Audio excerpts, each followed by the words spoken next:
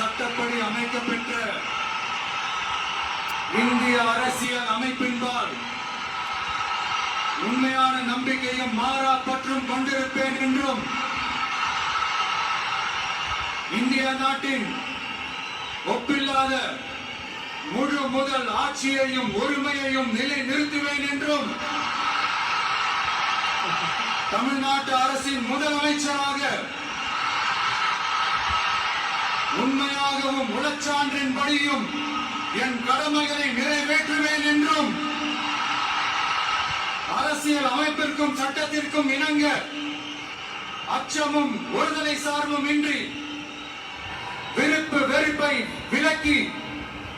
பலதரப்பட்ட மக்கள் அனைவருக்கும் நேர்மையானதை செய்வேன் என்றும் ஆண்டவன் மீது ஆணையிட்டு